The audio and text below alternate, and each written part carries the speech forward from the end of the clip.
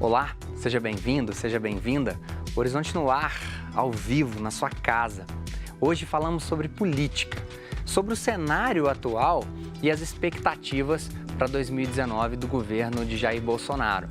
Como pensamos essa lógica em função das notícias novas que temos, a diplomação, a ministra Rosa Weber passando talvez um pito ao vivo e vários outros deputados dizendo que aquilo ali não estava certo. E o seu otimismo, a sua expectativa para esse ano que começa por agora? Leandro, Aline, Rudá, uma alegria enorme tê-los cá. Expectativa de vocês para 2019. Professor Leandro, como é que tá? Uma bomba, sei lá.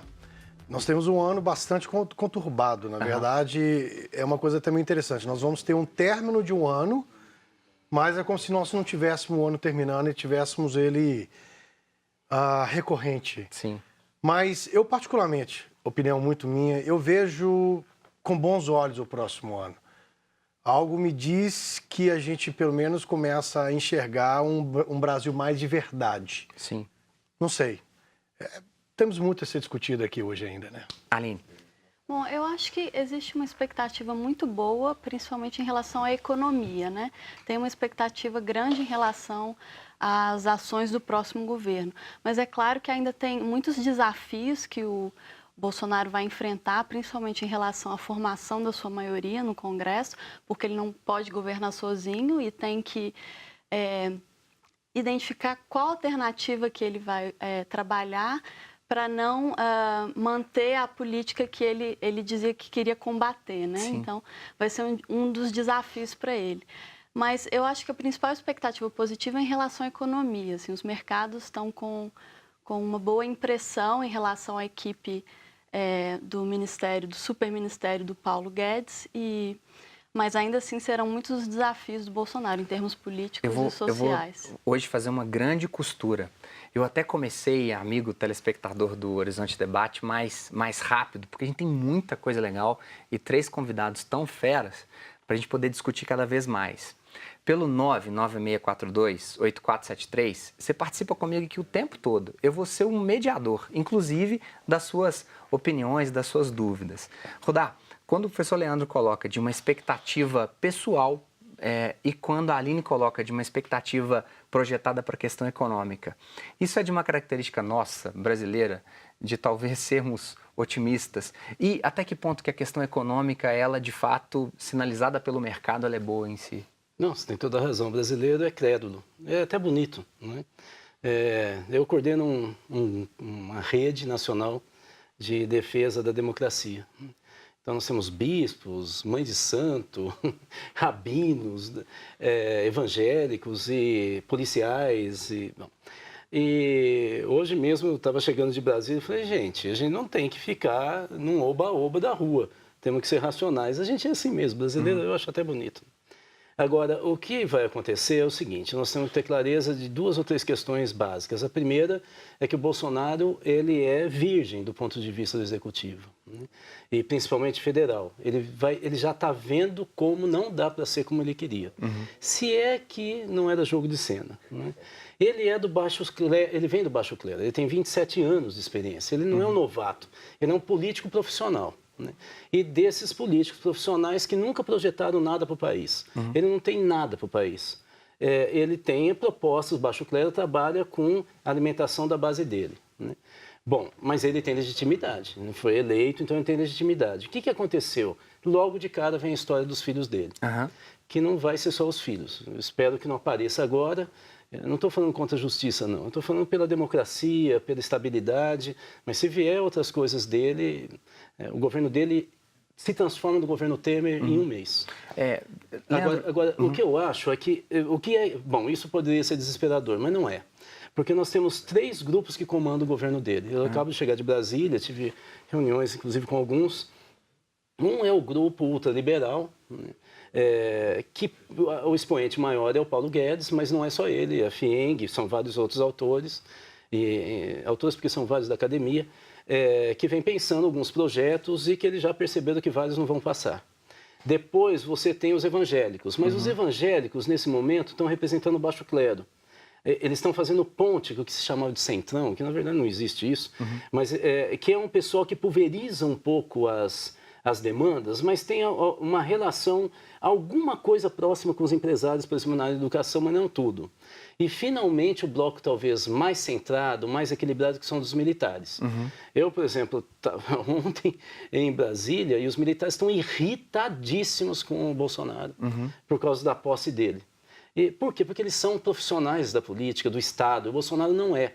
O que eles falavam assim? Inclusive tinha um jornalista numa rádio que falava o que eles estavam dizendo, eu tinha acabado de ouvir. Falaram, olha, não é possível desconvidar a Venezuela e desconvidar o Cuba. Então vamos desconvidar também a Filipinas? Vamos desconvidar os sheiks, os sheiks... Não, mas é que eles estavam falando de ditadura, né? Os sheiks e os dirigentes monarcas do Oriente e do Sudeste Asiático. Isso não tem sentido. A posse de um presidente não é dele, dos amigos, é de uma instituição. É Estado com Estado. Ele está politizando demais. Sim. E os militares estão irritadíssimos. De onde vem essa crença positiva, professor Leandro? Ela está mais sustentada em cima de qualquer possibilidade econômica. Se nós olharmos hoje, é uma questão que a gente vem, especialmente nós que estamos aqui em Minas Gerais, a gente está num estado completamente quebrado. Esse quebra-quebra estadual que nós tivemos repercutiu no municipal. Então, se nós temos o estado de Minas, que até então era um dos estados mais poderosos, hegemônicos, econômicos que nós tínhamos, hoje nós estamos, se não estiver muito equivocado, com mais de 80% ou 90% de todas as cidades dos municípios de Minas Gerais sem pagar o 13º, com salários atrasados. E, inevitavelmente, uma coisa que a gente sempre tem que entender, se a economia federal vai bem, se ela começa a ter algum tipo de pujança, o nosso Estado é industrial. O nosso Estado, ele está muito alicerçado nas questões de extrativismo mineral, um extrativismo ainda relacionado à agronomia, à indústria em si. Pega um motorzinho, você dá um leve push nele, você começa a ter a possibilidade de que a área privada de Minas Gerais comece a reverter pontos mais positivos para Minas. Eu estou olhando para Minas Gerais. Mas, da mesma forma, você passa a ter também um olhar aí, que o professor está falando ali, um olhar menos tendencioso de você negociar com pequenos. Quando a gente faz um olhar na área da exportação, das relações internacionais, muita gente fala, você tem que negociar com todos. Não, quem vende pouco, quem vende commodities, tem que vender muito. Então você tem que vender para quem? Para as grandes potências. Então, é um olhar que começa a trazer possibilidades, aí nós vamos dizer, já se fala, se comenta, nós vamos realmente ver isso a partir de 2019, de até termos aí a privatização dos nossos portos para, finalmente, nós termos aí os grandes cargueiros que podem trazer e começar a desovar um pouco mais a nossa... Mas só uma coisa, nós negociamos com os grandes. Agora, nós negociamos com a China, com os Estados Unidos e com a Argentina. Houve um erro. Qual o pequeno que negocia com a Argentina? Mas houve um erro estratégico, quando você coloca desse otimismo da economia, assim. Houve um erro, por exemplo, temos uma escola diplomática, o Rio Branco, que é legal. É um erro o Eduardo ir lá com o bonezinho, sei lá, pedindo um bonezinho para o Trump, uma coisa desse tipo? Eu diria que sim, principalmente em termos de institucionalidade, né? Porque o que é o Eduardo Bolsonaro? Nesse momento, ele não é nada mais do que o filho do presidente eleito, né? Então, ele não é representante do Estado, oficial do Estado brasileiro. Ele não deveria estar fazendo isso, né? Inclusive, alguns analistas se referiram a ele como o chanceler de fato, que ele que estaria executando essas atividades que são, na verdade, atribuições do representante oficial do Estado brasileiro. O seu otimismo na economia, Aline, ele se pauta a partir... Eu acho que o eleitorado está otimista nesse sentido, principalmente porque, quer a gente goste ou não do programa que o Bolsonaro representa, ele representa uma mudança, né, no olhar do eleitorado. Inclusive, muitos optaram por ele por isso, né, por ele encarnar esse discurso de mudança. É claro que entre o dizer e o fazer há uma grande distância. A gente não sabe como que isso vai se concretizar. Inclusive, tem muitas questões que ainda estão nebulosas no momento em relação a ações e políticas públicas concretas que serão tomadas.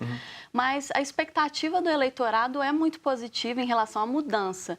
Inclusive, que não necessariamente significam mudanças no campo, em direção ao campo progressista, né? O Bolsonaro, ele representa uma nova era, também no sentido de colocar como dominante, como mainstream, uma visão de direita e de defesa de valores conservadores que até então no Brasil eram muito marginalizadas. Então, também nesse sentido, eu acho que na proposta econômica liberal, assim, abertamente liberal, que os partidos dominantes antes não colocavam de forma explícita, e em termos dos costumes, valores conservadores, representa uma nova era para o país. É tão rápido que a gente já está fechando o primeiro bloco, Rodar. Depois eu quero voltar com uma entrevista de um personagem polêmico no estado de São Paulo de hoje, dizendo que a cadeira da presidência é quente, que o sujeito tem que estar preparado e com gente em volta dele para poder ajudá-lo. Participe conosco através do 996428473. Eu estou esperando no segundo bloco o seu chamado, a sua pergunta. Nós vamos para um breve intervalo. Até daqui a pouco.